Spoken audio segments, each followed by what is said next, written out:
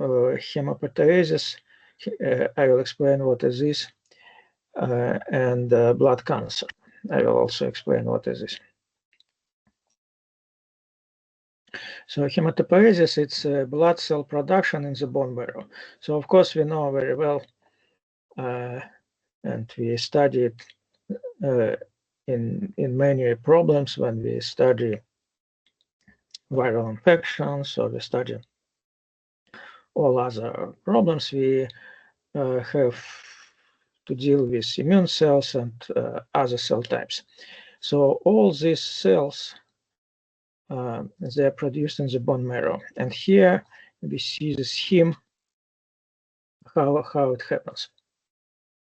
First of all, in the left figure here, you see the sites, the bones in our body where these blood cells can be produced. There are different of them, but most important are here in the legs and around. So this very complex process begins with what is called hematopoietic stem cells. You see here at the top of the scheme. So hematopoietic stem cells, as other stem cells, they are not differentiated. As I say, they are not committed to special lineages.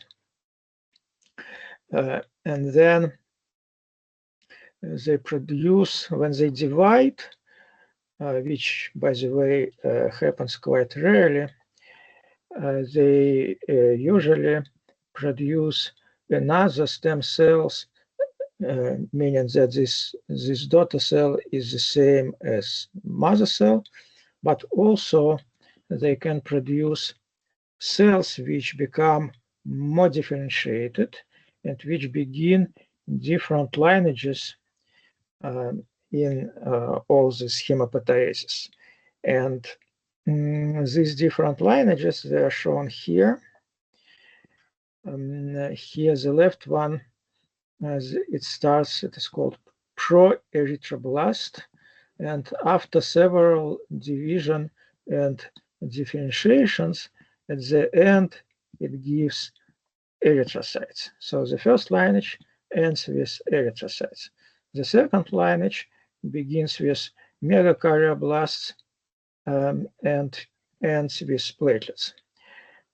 By the way, this is a very strange process because it's absolutely unique that these megakaryocytes, which are shown here, it does not just divide into two cells as all other cells given daughter cells, but it is split in many pieces. So just one cell, this is a very big cell, megakaryocyte.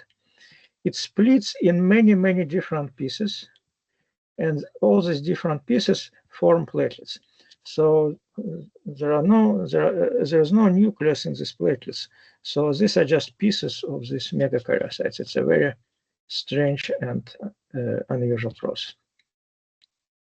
The next lineage begins with myeloblasts, and then it gives several sublineages shown here.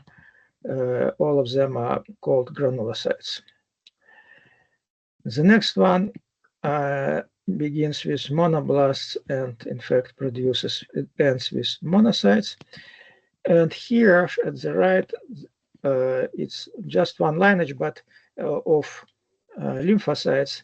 But we know there are, of course, many different types of lymphocytes, so there are also many other differentiations happen here, and sublineages emerging here. And also we should know that it's a very active process, very intense. Every second, there are millions of blood cells produced in our body, but strangely enough, many of them die right after being produced. So only a small quantity survive. And of course, it's not occasional. It's also an important physiological regulation, physiological control of hemopоэзис, and I will briefly return to this question later. So this is another scheme which shows, in fact, this all these lineages except for lymphoblasts and these white blood cells, all these other lineages together, they called myeloid lineage, and this is it is shown here in more detail. So it begins with myeloid progenitor cells, and then it goes to myeloid monocytic progenitor cells. Then this one gives two other lineages. One of them ends with macrophages passing by monocytes. Another one ends with granulocytes.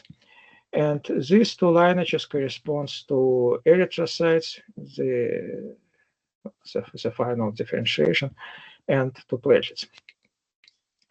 So in fact, this scheme illustrates emergence of blood cancer, which is called leukemia. So what is leukemia? So these cells shown here, they are not, like, for example, progenitor cells or different blasts. This means that these are not completely mature cells. And for example, monoblasts or erythroblasts, these are not mature cells. For some reasons, due to genetic mutations, some of the cells, for example, if we take this one, progenitor cells, they, instead of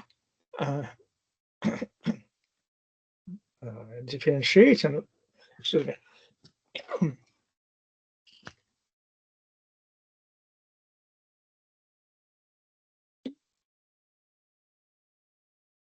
when they divide, instead of differentiating, they instead of giving this more mature cells in all these lineages, they begin to excessively, it is called self-renew, so they divide giving similar cells, not differentiated cells, but similar cells.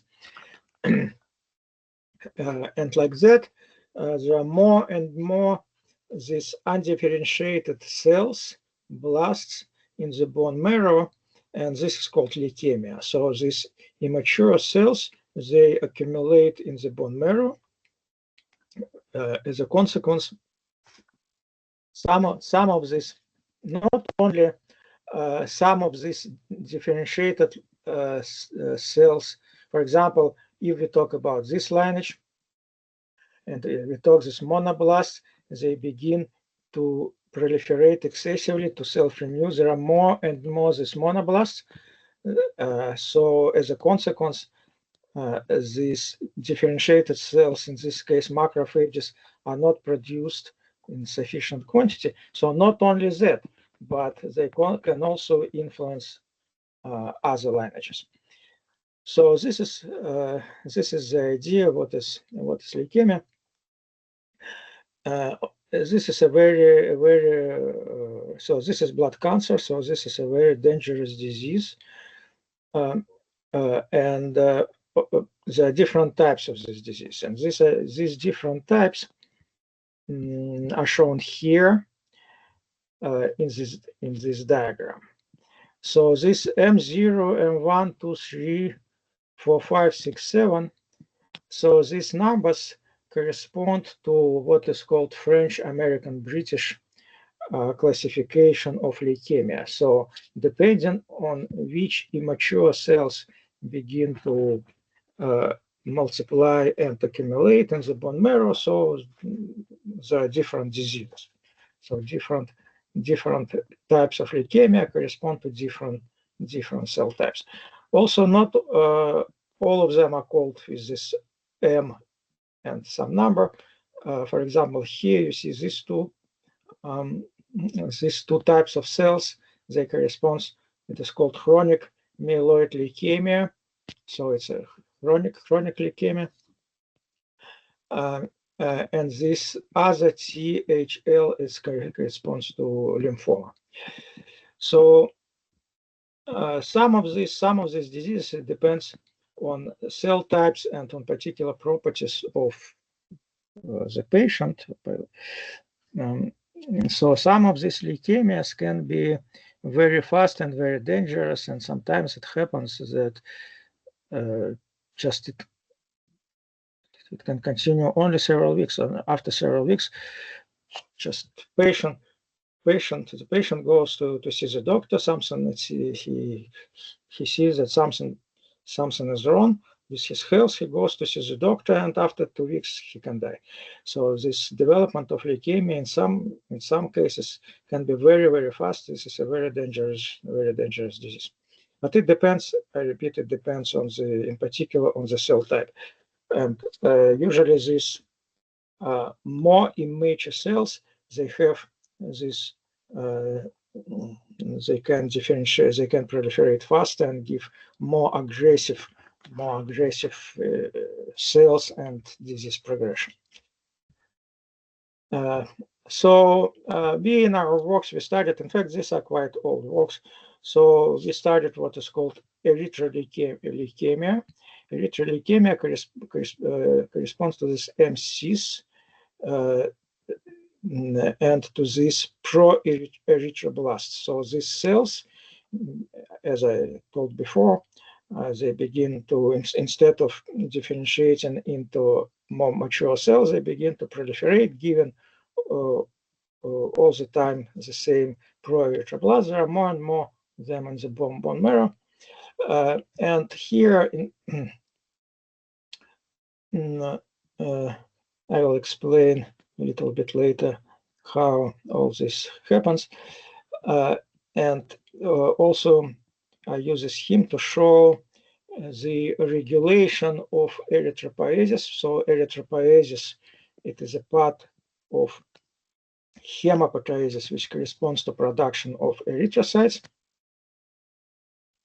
So what is very important is regulation of erythropoiesis, normal, I mean here now, normal erythropoiesis. So how this regulatory control, how it occurs. So erythrocytes being produced in the bone marrow, they go to the blood flow,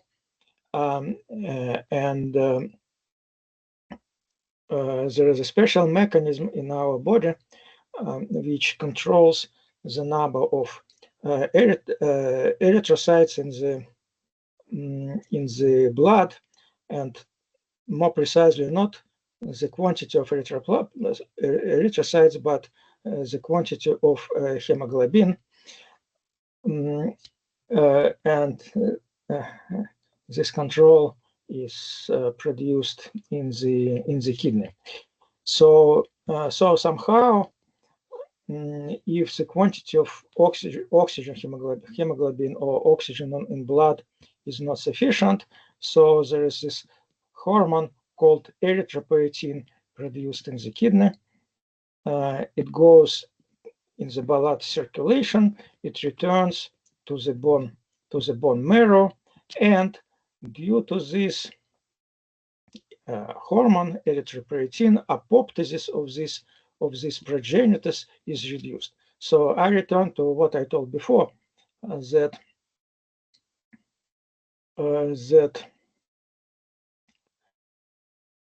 many of these erythroblasts, many of these immature cells, when they are produced, they rapidly die by apoptosis.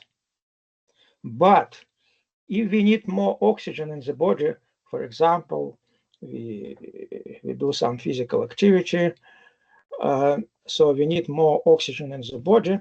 So then there is this hormone, erythropoietin produced, and goes to the bone marrow and reduces apoptosis of this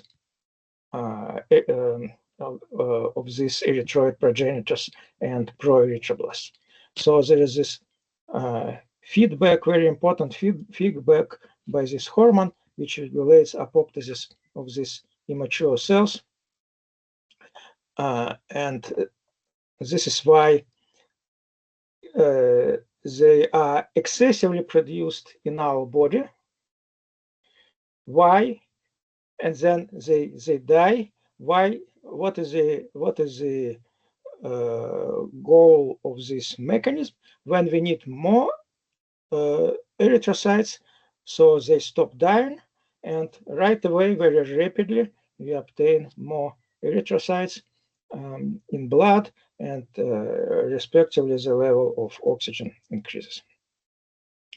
There are other regulatory mechanisms. So this is the mechanism which controls, which reduces apoptosis by this hormone, but there is another regulation by Fas ligand which stimulates apoptosis. This is also important because self-renewal should not be excessive. So this is how it happens. But in the case of erythroid leukemia, this regulation doesn't work properly, and this leads to what is shown here in this slide and what I explained before. So this in the left image we see normal cross section of the bone marrow. In the case of normal hemopatasis, normal bone marrow, we see that there are different cell types. Here in the right image, this corresponds to the development of leukemia, and there are all these similar cells, and there are many of them. This is exactly this blast, the mature cells, which multiply and which replace normal cells. And here at the bottom video, you see it's of course numerical simulations how it happens. So you see there are different cell types shown here. They're produced here at the left boundary, and then since they're produced all the time, there is this flux of the cells, and they go from the left to the right, and finally here they go to the blood circulation. But we will see now from the beginning, here we introduce just one this black cell corresponds, here inside one black cell corresponding to this development of leukemia, this blast become to proliferate quite rapidly, but still, since there is this motion from the left to the right, then during some time there is some equilibrium. These black cells, they multiply, but at the same time they leave the bone marrow, and they cannot like move further to the left. But finally they do that. You see here, let's see again. Here it appears one cell, two cells, more and more of them, but they are removed by this blood flow in the bone marrow. But and during some time you see this kind of equilibrium. But then, since they proliferate faster, finally they fill the whole bone marrow. So, but it depends. Of course, it depends on the parameters of this simulation. For example, for some other parameters, these black cells, they can multiply during some time, but they can be completely removed from the bone marrow, and in this case, the disease leukemia will not develop. So it's of course it depends on parameters. So there are many regulatory mechanisms, and this is one of them. Here are some data you see at the right of the slide about leukemia, and what I'd like to say is that the data are quite old. I don't know what are the numbers now, but it was a really enormous progress, like in the second part of the previous century. Here you see the survival rate in leukemia. It was only 14%, 5 5-year survival rate. It was only 14% in the 60s, and it was more than 50% already, for example, in 2005. I suppose that now it's better. It's better because the progress in this area is very important. It's very fast, but I don't know. I don't know these numbers now. By the way, it's interesting to check that. Let's go further to this modeling. So I will talk a little bit about multi-scale hybrid models. During many years, we developed this topic. I don't work on that anymore, but I think this is a quite interesting approach, and I will briefly present it now. So the idea is that we consider this. Oh, let me.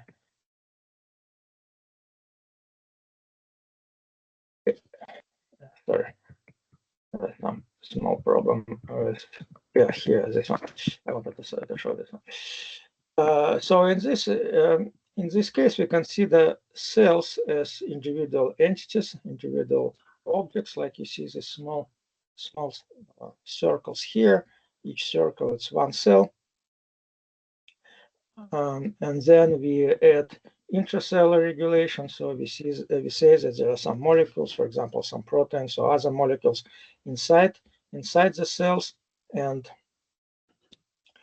we describe their concentration with ordinary differential equations. So inside each cell, there is a system of ordinary differential equations.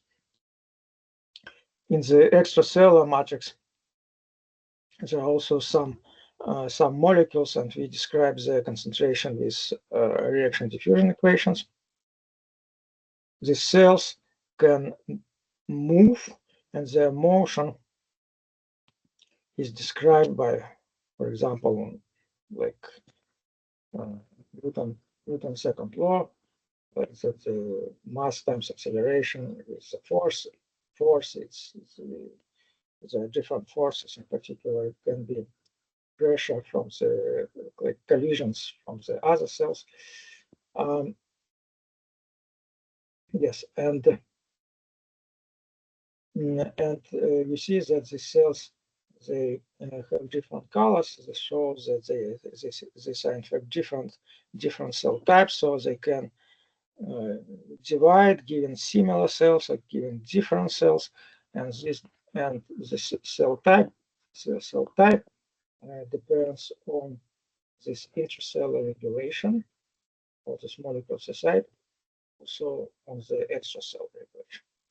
Of course, we know that cells are extremely complex objects, very complex. But in some sense, they can do only few things. In fact, if we consider it from a simpler point of view, these cells, what they can do, they can divide, they can die, they can move, they can differentiate. So this is like 3 or 4 things depending on the purpose of our modeling. This is, in some sense, this is simple. So, like for example, you see here, I like these small videos showing how cells divide, and then another video showing how they die by apoptosis. You see these cells surrounded by this membrane. These are apoptotic cells. So from this point of view, their behavior is not so complex. Of course, what is complex is to understand the regulation of this process of the division, of the death. But this is, of course, is very complex, and this is, as I told before, and as you know very well, is determined by the intracellular and extracellular regulation. Yes, here again, I will talk a little bit about this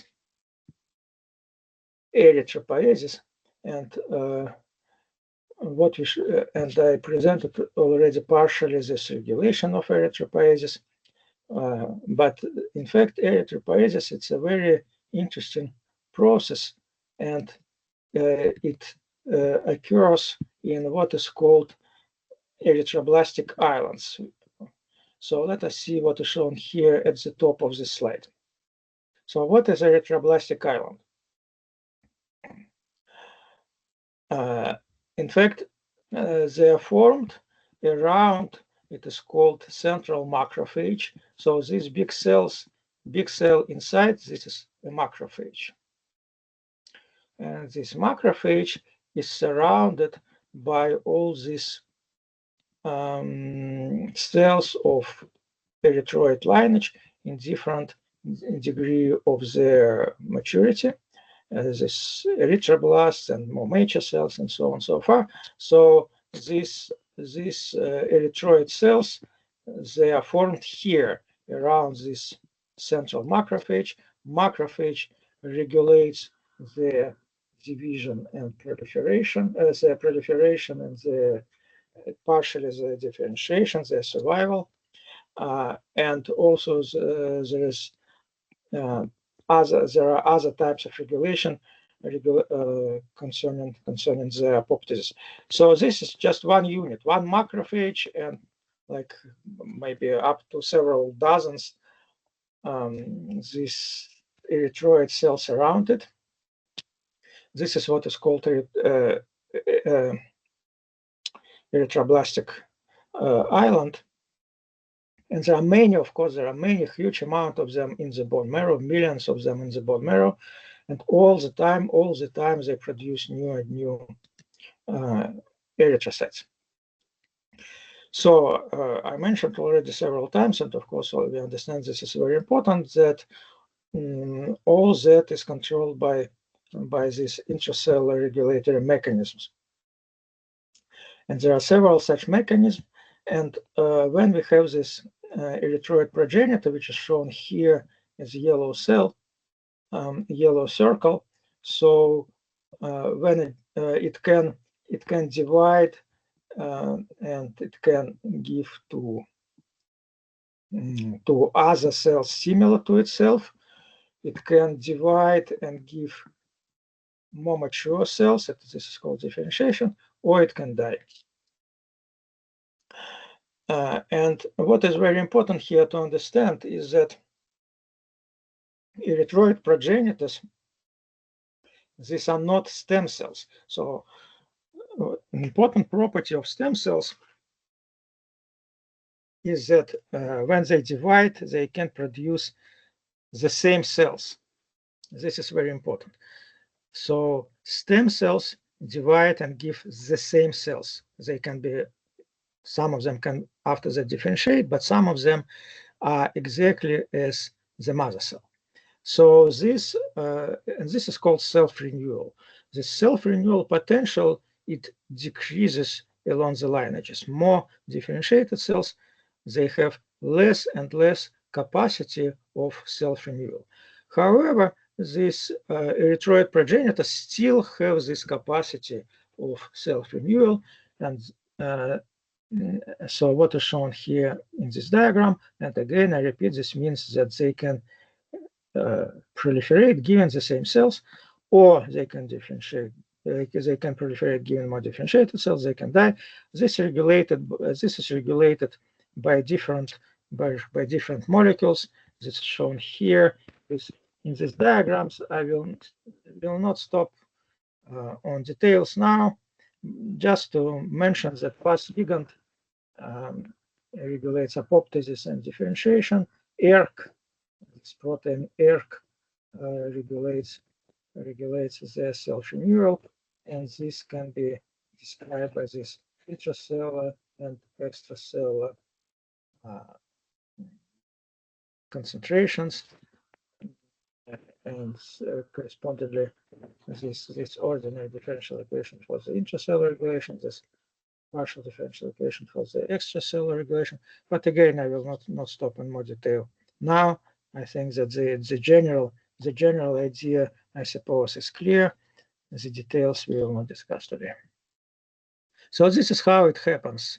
Of course, you see the results of numerical simulations with this hybrid models. So this big cell site is this central macrophage. It is surrounded by erythroid progenitors.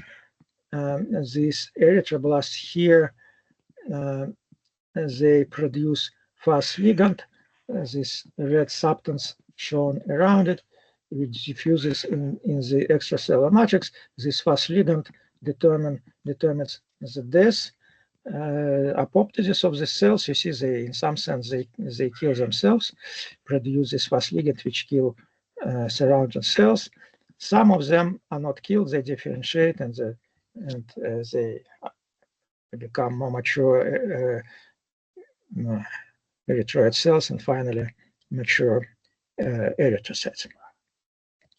Well, then, so this is how it happens. This we described these erythroblastic islands where these cells are produced, and then we did a number of studies using that.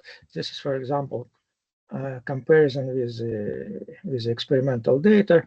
At the top, you see this erythroblastic island, how it develops, and at the bottom, numerical simulations. Well, then we did different studies, how it happens in humans, how it happens in mice. Strangely enough, this is not identical. In fact, hemopоэзис in humans and in mice is very, very similar, but not exactly. And in particular, the difference here is what cells produce this Fas ligand. So these different cell types in humans and mice produce Fas ligand. There is some difference.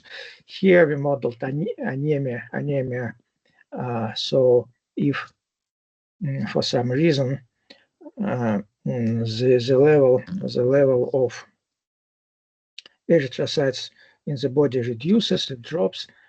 For example, in the experiments for mice, then after some time it can recover, or not necessarily. If anemia is too strong, then these mice will not recover and it will die. So it depends on basically how much blood is taken from the mouse. For example, here, if the level of hematocrit is at the bottom is 25%, then it will recover. But if it drops stronger, then it will not recover and it will die. Well, this is about this regulation of anemia, blood circulation, kidney erythropoiesis, which increases production of erythrocytes by the mechanism which I already explained. So it reduces this hormone, it reduces apoptosis of erythroid cells in the bone marrow.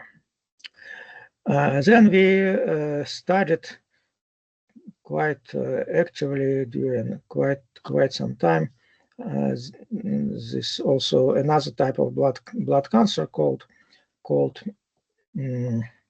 multiple myeloma. It's also a very dangerous disease, and usually it is not completely cured with chemotherapy. So usually after the course of chemotherapy, there is surgery which replaces the bone marrow, because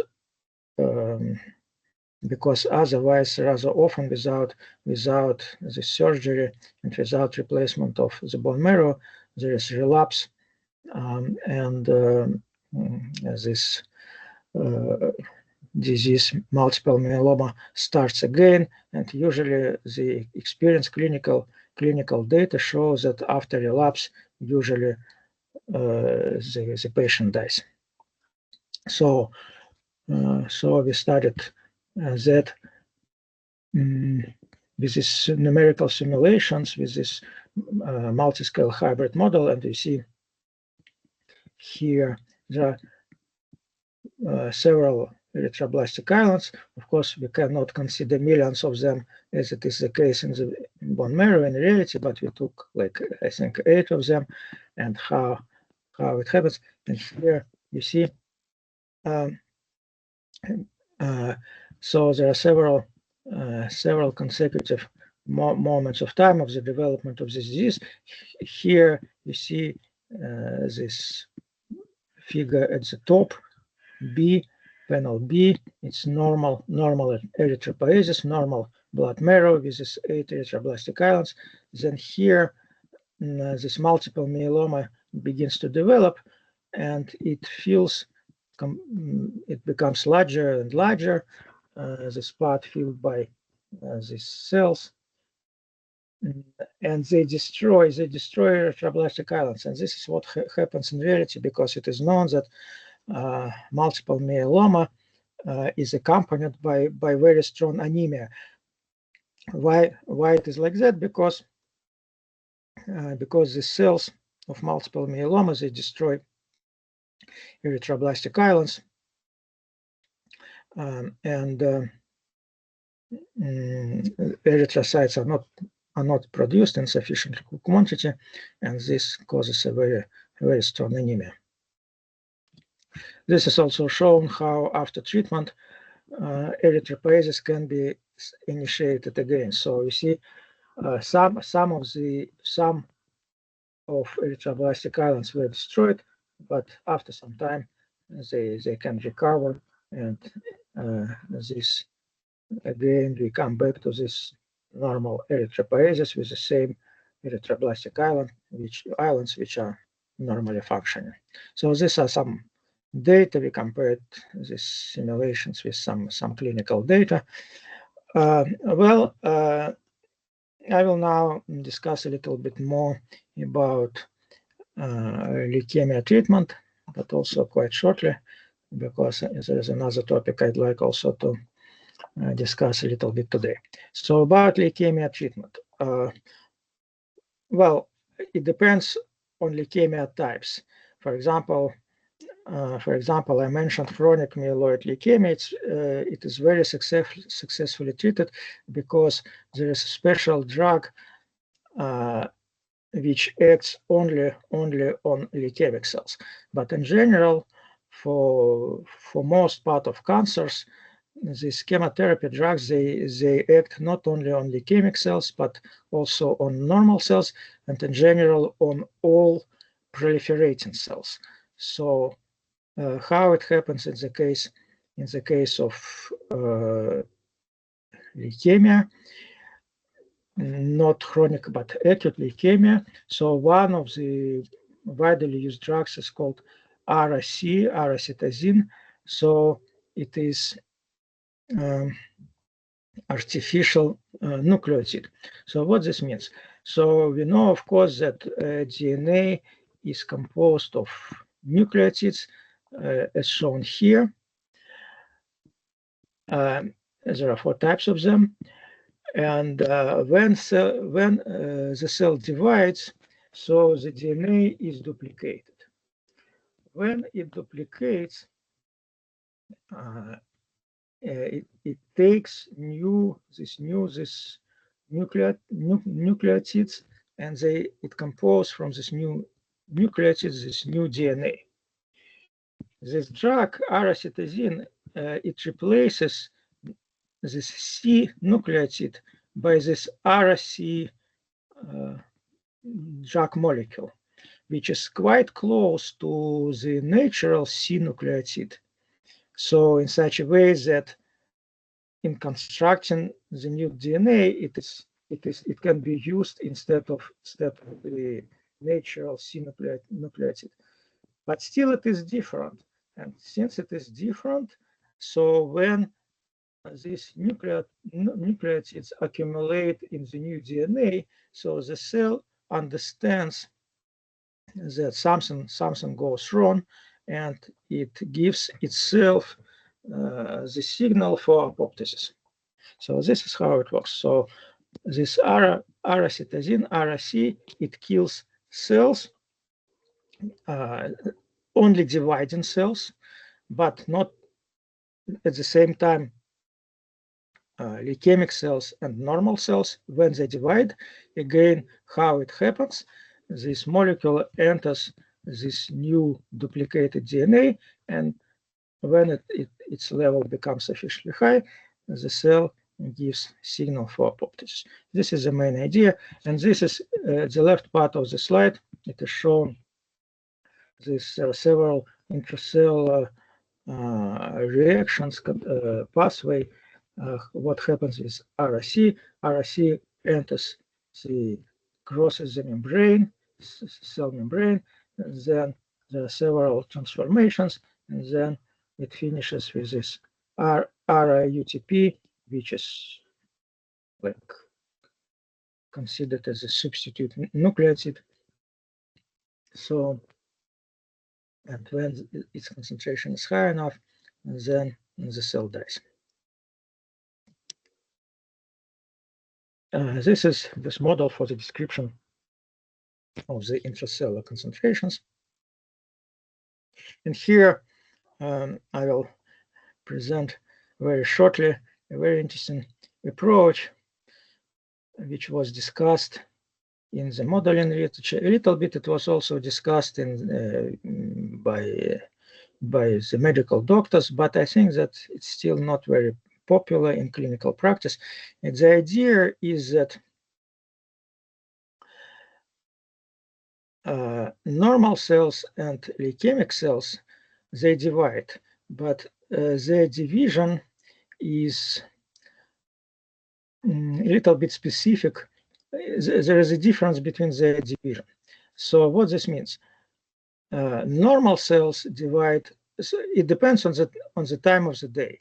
Normal cells divide more often in the morning or during the day and less often during the night due to circadian rhythms. But leukemic cells, they divide in the same way all the time. Since they're deregulated, so their division does not follow this circadian rhythms. Now we say that that this chemotherapy kills dividing cells, both normal and leukemic, or in general malignant. But again, I repeat, they divide in a different way. So, for example, during the night, normal cells divide less, leukemic cells divide more. So let us give this drug more during the night, then we will kill more leukemic cells and less normal cells. So this is what is called chronotherapy. Chronotherapy, it's the method of treatment which of cancer with chemotherapy, which takes into account the circadian rhythms. And indeed, it was shown that there is some benefit of this chronotherapy. So indeed, I think that not only in modeling this results shown here, they show how the results of this modeling, this, for example, this green curve, it's normal cells, red curve is leukemic cells, and if we treat, we give this drug, for example, during night, we see these green cells survive better than red cells, but if we give it during the day, this is opposite. So this is what is called chronotherapy. It was shown in simulations, and also I think that in some clinical results that this chronotherapy can give some benefits in cancer treatment. All right, I finished with this part, the major part of my today's talk, and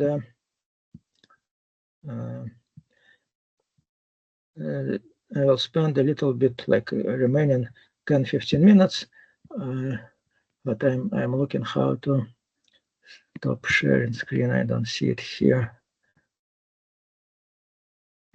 Okay, here. Sharing. I remove this slide.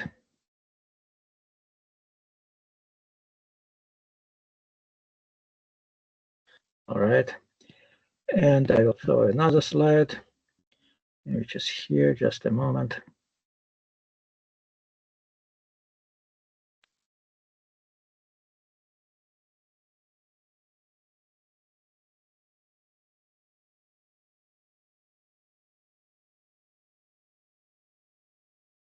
By the way, if there are questions or comments, you can ask.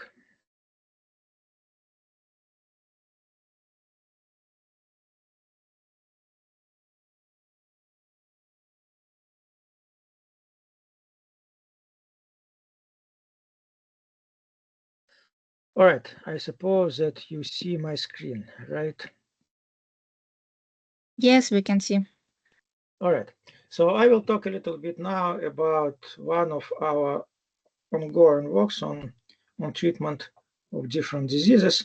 And in fact, the method, we developed this method of treatment for Alzheimer's disease, and the same method can be used for other diseases, and I will talk a little bit about it. And the question is about the maximum tolerated dose. So in different diseases, there is this notion of maximum tolerated dose, and this means that what is the maximal quantity of drug which can be administered without important side effects for patients.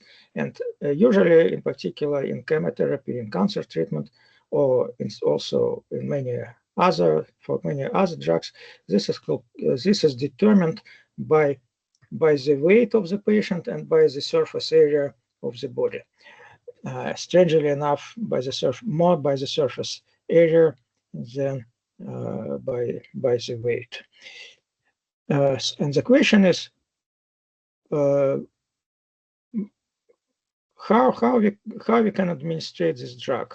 Shall we give the maximum tolerated dose or not necessarily? For example, if we take the maximum tolerated dose, or if we divide it by 2 and give it twice often, what is better? The answer is not obvious at all. A priori, how we can decide, how we can know. In cancer treatment, the usual practice is to give the maximum tolerated dose. And as far as I know, there is no really clear explanation why it is like that. So if you ask medical doctors, they will tell you, okay, we need to kill these cancer cells as fast as possible. But again, if you divide this dose by 2 and give twice more often, why it will be worse? It's not clear at all. So this is what I'm going to explain. I mean, to explain how we can study this question with mathematical model. And as I say, we did it before for the Alzheimer's disease, and now in this ongoing work, we discuss this question for cancer.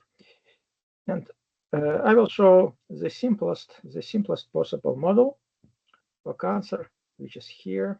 You see, this is really the simplest one. C is the concentration of cancer cells. dCdt, it's how it changes. Here we consider this logistic term for their multiplication, so they divide. And the division rate is proportional to C and limited by 1 minus C. Of course, it's for dimensionless concentrations. 1 minus C, as usual, I recall that this is called density-dependent proliferation. So there's when there is some maximal concentration of cells which can exist in the tissue, and also cell death minus sigma C here. And then we administrate our drug, and this drug, as we discussed before, in particular in the case of chemotherapy drugs, it acts on the death rate of these cancer cells. So we add here this D of T. D of T is the drug concentration. So this is our very simple model. So D of T, this is our drug, which we administrate periodically, for example, and we determine the concentration of this cancer cells. And to do the study analytically, to begin with an analytical study. We consider a simplified model. It's the next equation. And the simplification is that we consider, instead of this logistic term, we consider this linear equation. We neglect this 1 minus, instead of 1 minus t, we write just 1. We neglect this density dependent proliferation. So we have this quite simple linear equation with this coefficient which depends on time. This is our drug concentration, and the drug concentration, how we describe it. So this is written here. It is administered and it is removed from the body, and we can solve this equation. So its concentration will exponentially decrease. So in fact, in this equation 2.4, we have this d of t. It's an exponentially decreasing function after the first administration, then it is the second administration, so forth. But we begin just with one administration at time 0. So we begin with some initial concentration of, it's written here, with some initial concentration of this cancer cell C0. So we introduce this drug. The concentration of cancer cell will decrease because we increase the death, but d of t is exponentially decreasing, and when its concentration becomes small, then the proliferation rate of cancer cells increases again, and after some time this concentration returns to its initial level C0. So I repeat, we start with the initial concentration C0, then because of the drug, this concentration decreases during some time. Then, since the drug concentration also decreases after some time, this cell concentration will increase again, and after some time it will return to its initial value. So this time interval, this time after which it returns to the initial value, we call a return time. So this is important for our approach, the notion of return time. And since the equation is very simple, we can find explicitly, analytically its solution. We can determine return time. So again, return time, it's time when the cell concentration returns to its initial level after one drug administration. Then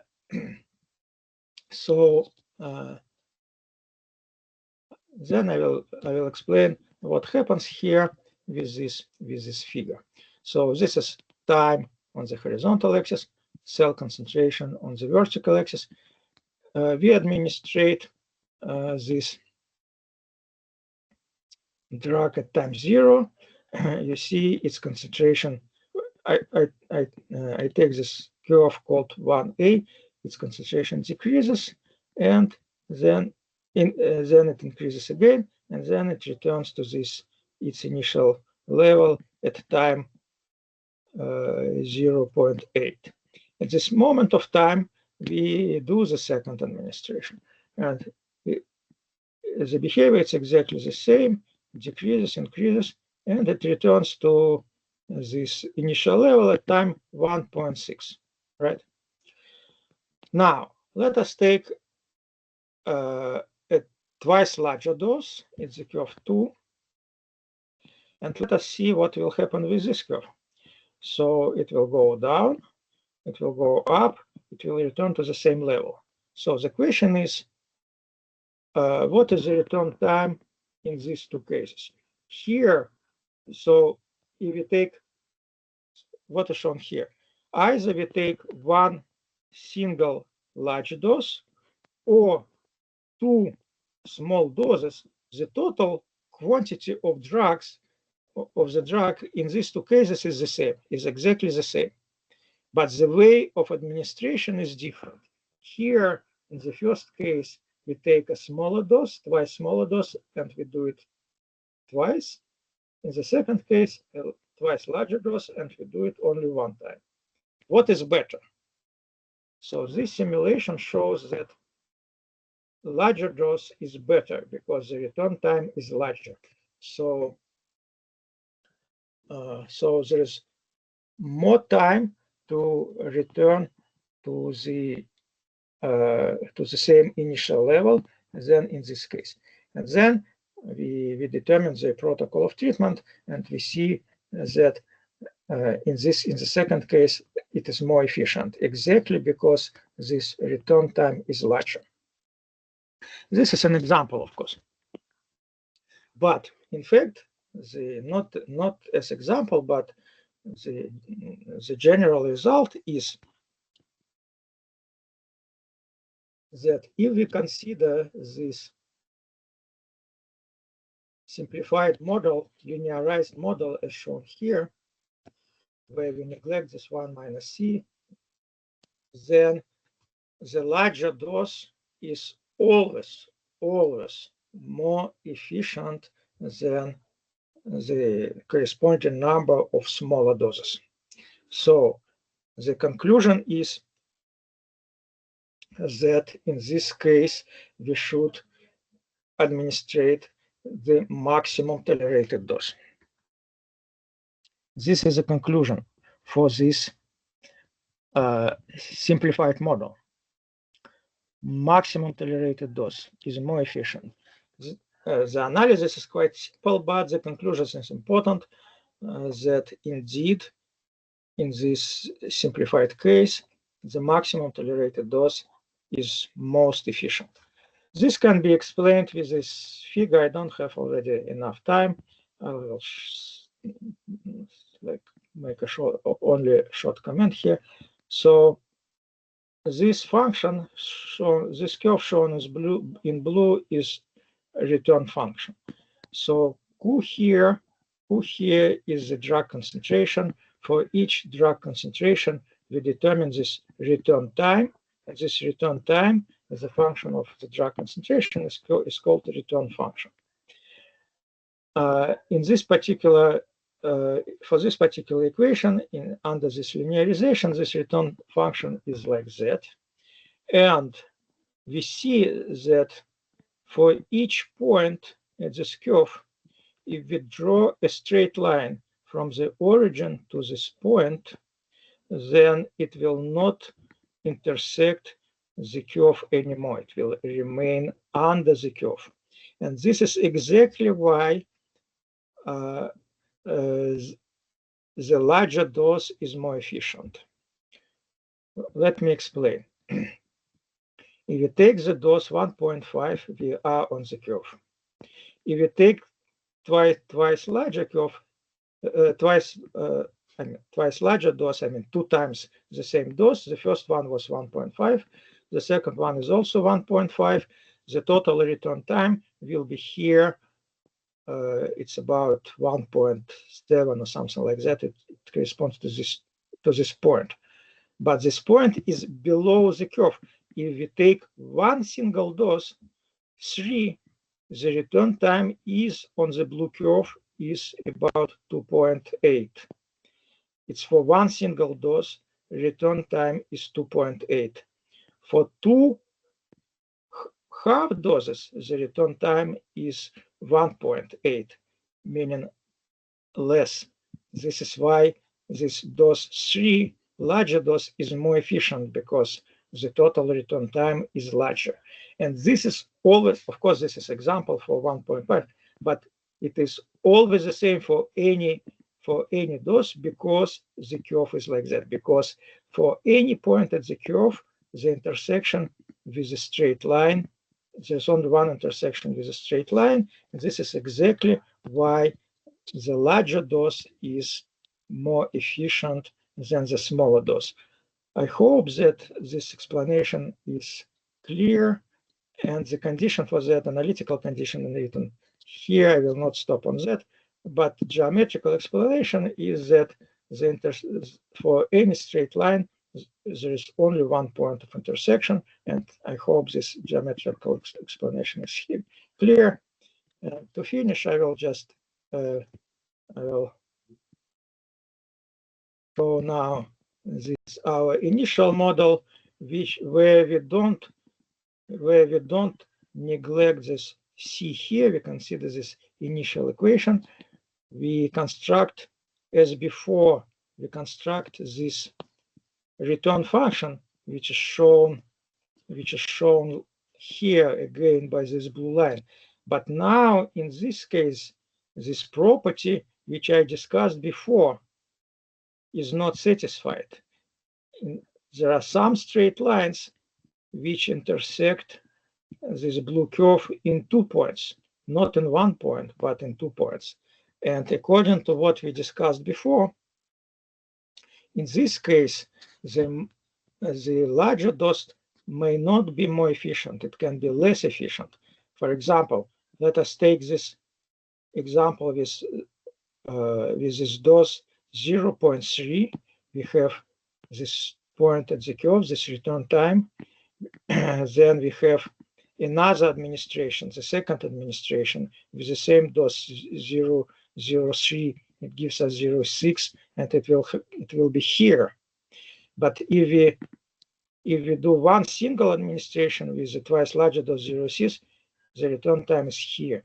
So in this case, the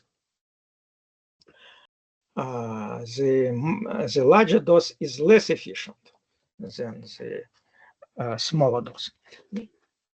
I think that this is quite an interesting conclusion, and if we return, it's almost my last comment. If we return to our model, so we see that the difference here is in this C here. So if the C here is very small, then we can neglect it. And in this case, the larger dose is more efficient. What means that C is small and we can neglect it? In particular, in the beginning of the disease, the concentration of cells is small, we can neglect it.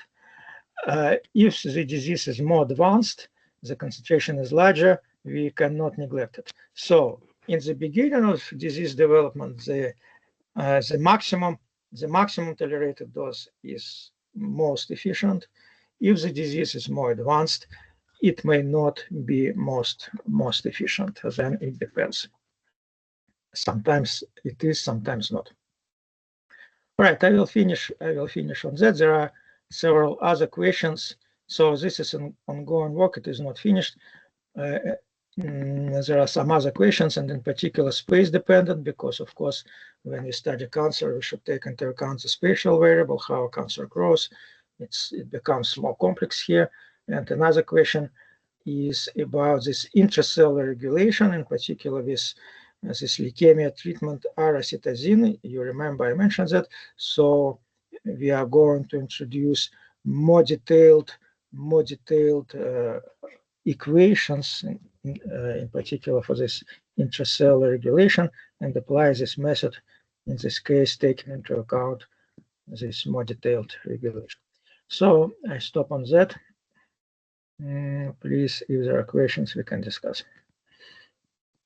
I have 2 questions. Yes, please, Anastasia, yes.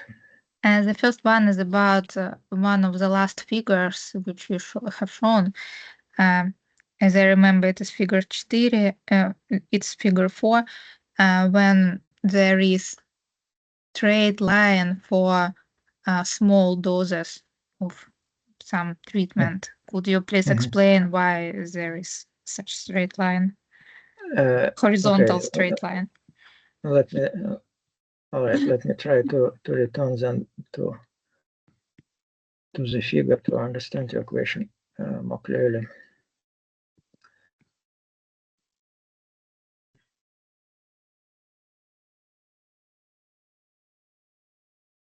Figure 4. Let's go to figure 4.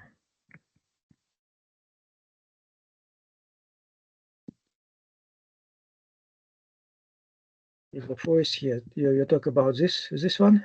Yes, this part of blue line between 0 and some point before 0.1. This one, yeah, because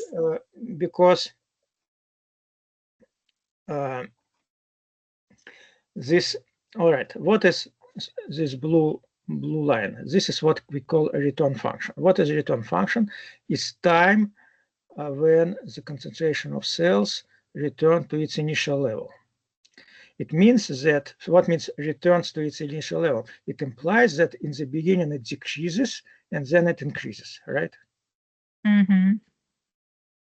So if the drug concentration is smaller than some critical value, it will not decrease in the beginning, it will grow right away. So to decrease the cell concentration, the drug concentration, the drug administration should be larger than something. Mm-hmm. So there is some threshold value for the drug. Exactly. Otherwise, this tumor will continue to grow. Even if we do some drug administration, it will still grow and it will not decrease. Mm-hmm. So here it corresponds to this value, something about 0.7 or something like that. So if it is larger, then it will decrease and then increase again. But if it is smaller, it will increase without decreasing. Mm-hmm. Thank you. My second question about the equation which describes the growth of tumor. Could you please show it? Yes. Here, the first term is the logistic growth. And could you please explain how is it applicable for the tumors? Because tumors are known that they ignore presence of other cells. So can we just ignore this decreasing dependent on C squared? Yes, I understand your question. Well, first of all, there are many different cancers and many different situations, and we cannot say that they always completely that cancer cells are completely insensitive to the environment. It can be different. Mm-hmm. In fact, in leukemic hepatitis, it's called leukemic hepatitis, contrary to normal hepatitis, leukemic hematopoiesis. It's quite complex. It's not because, of course, I presented it very shortly and in a very simplified way. Like there are some cells which only proliferate, some immature cells which only proliferate, and that's it. No, in fact, it's much more complex than that. They may also differentiate, but the ratio of proliferation and differentiation can move to more proliferation, less differentiation, and so on and so far. Mm-hmm. So it can be much more complex, and they still can be responsive to the environment. This is one part of the answer. Another part of the answer, even if they are not responsive to the environment, their concentration cannot be infinite because there are just physical limitations. We cannot put more than certain number of cells in the unit volume because they take some place, right? So the concentration is necessarily limited. It cannot be infinite, of course, because they take some place, right? So if we this is why well, this 1 minus C provides this limitation for cell concentration. Of course, if they are completely insensitive to the environment, then instead of this function 1 over C, we should write like a function which is like a stepwise function, which is like how to explain it. So if the concentration is less than 1, then the rate is constant, right? And then it drops. So it's kind of discontinuous function, right? Something like that. So instead of 1 minus C, we write something something like that. So it's not gradual decrease, but it is immediate decrease when the concentration reaches some critical level. Well, so of course, as usual, the reality is more complex than our models, and instead of 1 minus c, other functions can be considered here, but there's always some limitation, and this is a good approximation. Thank you.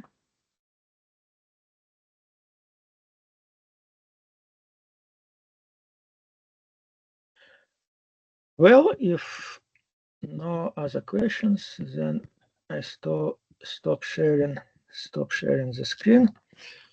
I thank you for your attention, and we finish our seminar. So this is the last seminar before summer vacations.